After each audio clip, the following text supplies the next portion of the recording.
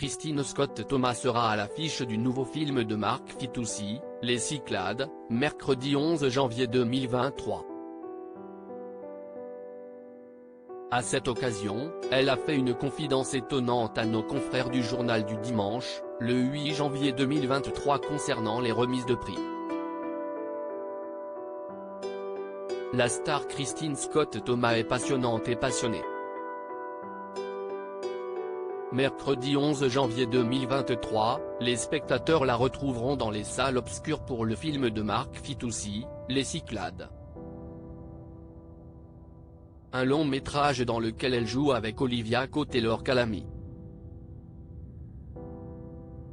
Les Cyclades racontent l'histoire de deux copines d'enfance qui décident de faire le voyage dont elles ont toujours parlé, partir en Grèce. Sur place, rien ne se passe comme prévu et les deux amies enchaînent les galères. Heureusement, elles retrouvent sur place la connaissance de l'une d'entre elles, Bijou, Christine Scott Thomas. Bijou est une femme libre et un tantinet hippie qui vit en Grèce et sait profiter de la vie. Un rôle décalé que Christine Scott Thomas endosse à merveille. Christine Scott Thomas.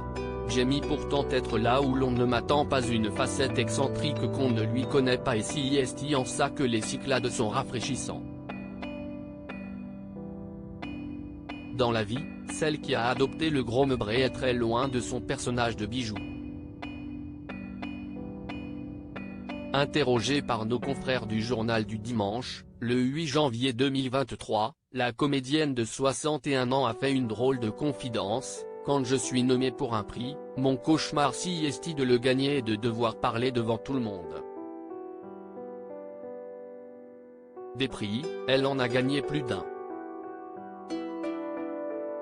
L'actrice franco-britannique en a raflé 7, dont le BAFTA Awards de la meilleure actrice dans un second rôle en 1995, le National Board of Review de la meilleure actrice dans un second rôle en 1996, et le prix du cinéma européen de la meilleure actrice en 2008. Si dire si des discours de remerciement, ça la connaît.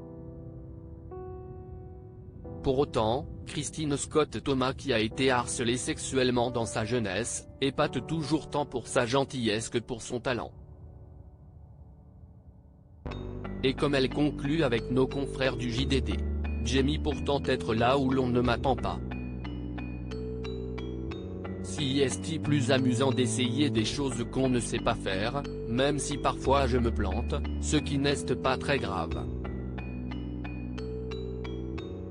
Une belle preuve de courage.